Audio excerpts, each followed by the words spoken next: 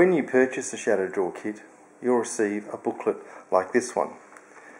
Inside there are some simple instructions and illustrations as to how you will prepare and check shadow diagrams. In the back of the booklet there are 3 coloured transparent overlays that relate to the location which you bought the kit for. There's one for the summer solstice, the longest day of the year. There's one for the winter solstice, the shortest day of the year, and there's one for the equinox, which is the midpoint between summer and winter and summer. There's a data sheet which has a number of pieces of information, including climatic and solar information for that particular location, and on the back of it is a real-life example of a shadow diagram for that particular location, and I'll use this example in a moment to show you how you'll use ShadowDraw. If you've bought an AutoCAD version, then you'll also receive a CD for that particular location and a single sheet of instructions.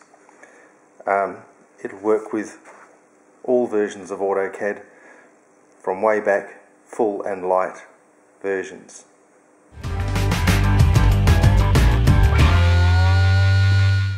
You're looking at a winter solstice overlay that I'm going to use as an example. I want to point out a few of its details first. It has a north-south orientation, and when you put it onto the plan you must orientate that so that it coincides with north on the plan. There's also a hairline target, and that is placed over the object that you're going to measure the shadow of, be it a building corner or a flagpole or whatever. The lines that radiate from the target are showing you the direction that a shadow would be cast according to the time of the day. So on this overlay you can see 8 o'clock, 9 o'clock, 10 o'clock, 11 and so forth. The lines that are crossing the overlay are actually showing the length of the shadow. Now I'll show you how this all comes together in an example. The example I'm going to use is a very simple garage. It has a pitched roof and a wall height of 2.5 metres. It also has a gable end, and that has a height of 3.5 metres. When you see it on the plan, I've actually just noted those heights there, 2.5, 2.5, 3.5 and 2.5. Now, for the simplicity, north is straight up the page. So when we put the overlay on, the overlay is going to face straight up the page.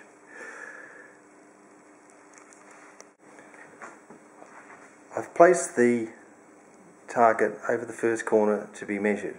We're going to assess this for 10 o'clock, and this is the 10 o'clock timeline down here. So we now know that's the direction that the shadow is going to be cast. Looking at the height graduations, we know that it's 2.5 metres high. There is the 2.5 metre line. We follow that across until it intersects with the 10 o'clock timeline and mark that point.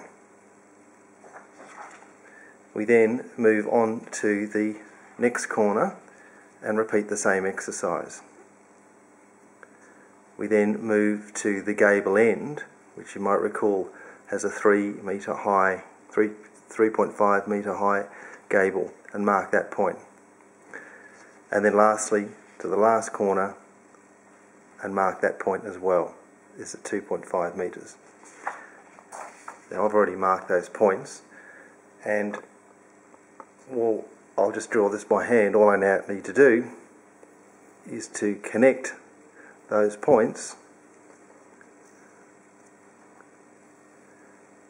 to reveal, in rough sense, the outline of the shadow. Now if the garage had had a flat roof, then it would have been a shadow that looked like that. So that is a very quick example of how the overlay works.